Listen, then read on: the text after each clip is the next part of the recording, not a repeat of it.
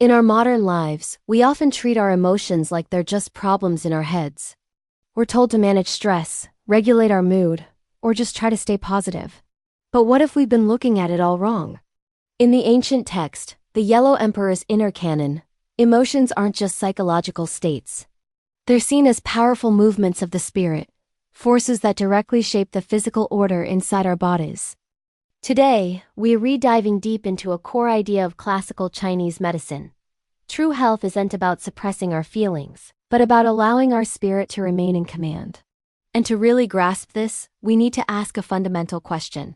What exactly is the spirit, and why is it so important? First, let's be clear.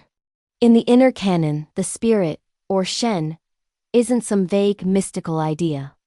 It's the very essence of our awareness, our consciousness, our intention, and our inner authority.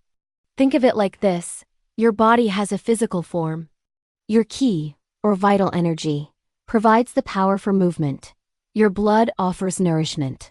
But it's the spirit that governs them all. There's a powerful line in the classic that says, "Those who possess the spirit thrive. Those who lose the spirit perish."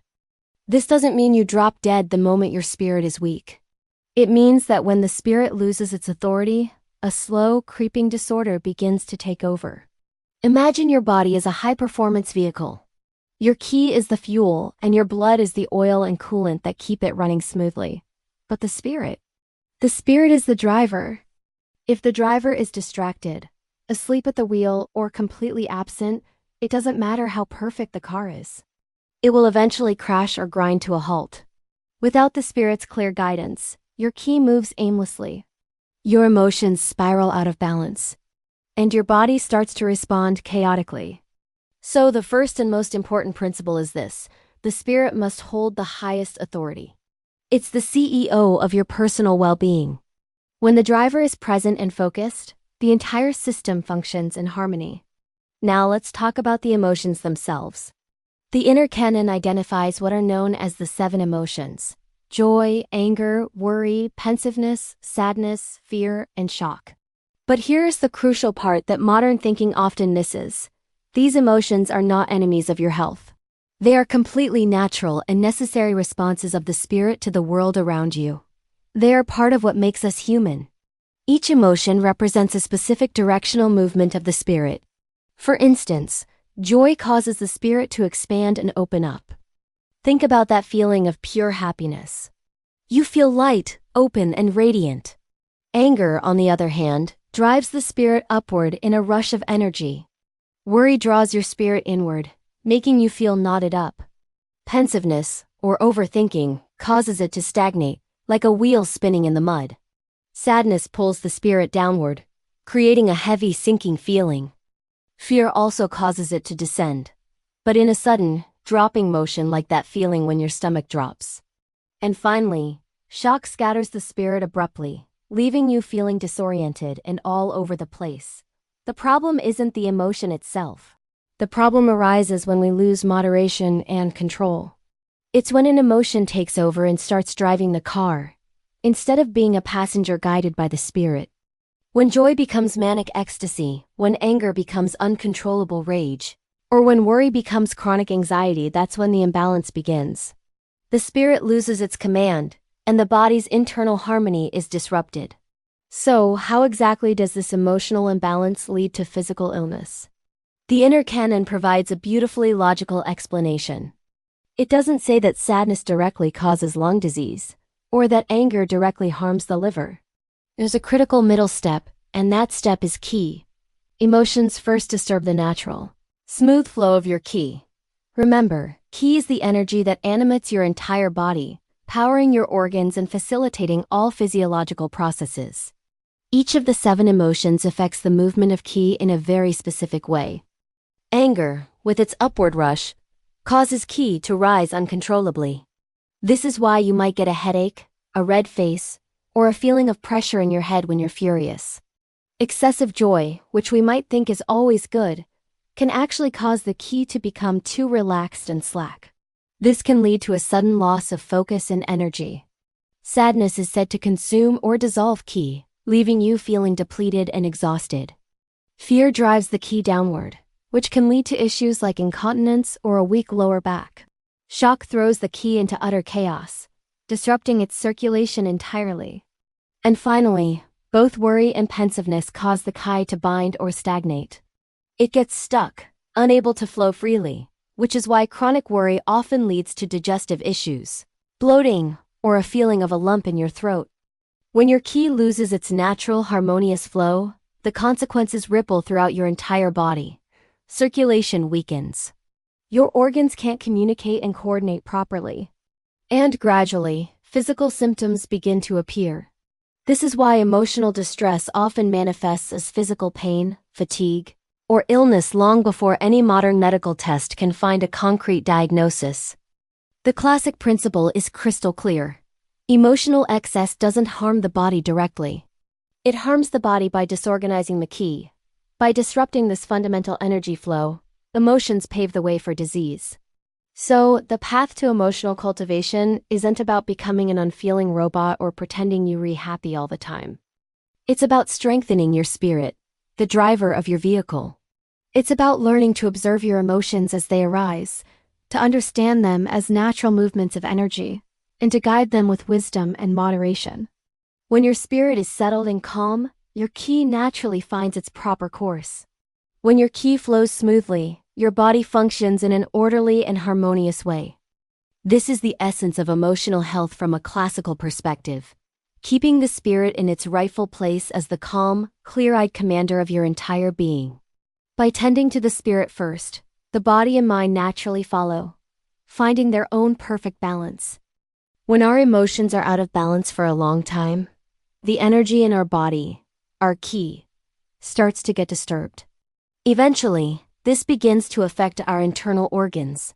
It's fascinating how ancient wisdom links specific emotions to specific organs. Let's explore these connections. First, there's the liver. When the liver's energy is imbalanced, it often leads to irritability. You might feel a lot of suppressed anger, which can suddenly erupt in emotional outbursts. And after that release, you feel completely drained and exhausted. Does that sound familiar? Next is the heart. The heart is considered the emperor of all organs, and its stability is crucial for our inner peace. When the heart's qi is unstable, it shows up as restlessness and anxiety. You might find it hard to sleep, experience wild emotional swings, and feel a general lack of inner calm. It's like your internal compass is spinning without a true north. Then we have the spleen. In traditional Chinese medicine, the spleen is linked to our mental processes. A weakness in the spleen can lead to overthinking and mental looping. You get stuck in your head, replaying thoughts over and over. This leads to mental fatigue and makes it really difficult to let go of worries and obsessions. Moving on to the lungs. The lungs are associated with the emotion of sadness or grief. When there's a disharmony here, you might feel a persistent sense of sadness, a tendency toward pessimism, and find yourself sighing frequently. Your overall vitality can feel low, as if a cloud is always hanging over you. Finally, we have the kidneys. The kidneys are the source of our constitutional strength and willpower. When their energy is deficient, it manifests as fear. You might feel more fearful, insecure, and anxious than usual. It's a deep-seated feeling of not being grounded or safe in the world. It's important to understand that these aren't just psychological labels. They are real, tangible signs of an internal imbalance. You can feel them in your body, observe them in your behavior, and most importantly, you can learn to regulate them. Recognizing which organ might be affected can be the first step toward restoring your emotional and physical well-being. So, if emotional imbalance starts with losing our inner authority, how do we get it back? The ancient text, the Yellow Emperor's Inner Canon, offers a profound solution. It says we must focus on nourishing the spirit, not on forcefully controlling our emotions. It's about gentle cultivation, not suppression. There are 3 practical principles to guide this process. First, the spirit must have a direction. What does this mean? It means a person needs a stable inner orientation. This could be a life purpose, a daily rhythm, or any meaningful pursuit that anchors your awareness. Think about it. A spirit that has no direction is like a boat without a rudder. It's easily tossed around by the waves of emotion. But when you have a clear purpose, even a small one for the day, it gives your spirit a focus, a place to stand firm. Second, the spirit must have a place to return. Our daily lives are filled with constant stimulation. If we don't create moments to pause and recharge, this stimulation accumulates and drains our spirit. This doesn't have to be a long, formal meditation. It can be as simple as taking a few deep breaths, sitting quietly with a cup of tea, or looking out the window for a few minutes. These small pockets of stillness allow your spirit to come home, to rest and reset. Without these periods of return, we just keep running on empty. Third, and this is a crucial point, the spirit must not be excessively consumed. The inner canon suggests that the greatest harm doesn't come from a single burst of anger or a wave of sadness. The real damage comes from the repeated inner struggle that follows. It's the rumination, the self-blame, the constant mental replay of an emotional event. This is what truly exhausts the spirit. One of the classics puts it beautifully.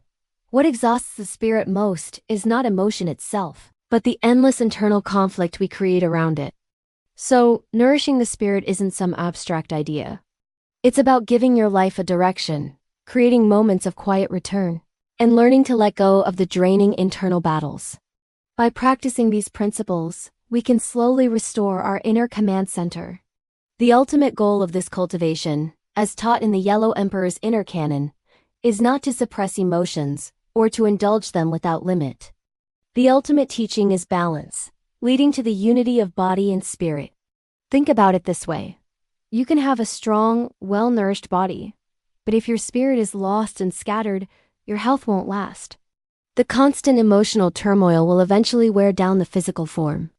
On the other hand, you can have a clear, focused spirit, but if your body is weak and uncared for, you won't have a stable foundation. You'll lack the physical energy to support your mental clarity. True, lasting health cannot be achieved when one is neglected for the other. True cultivation lies in their unity. It's a beautiful synergy.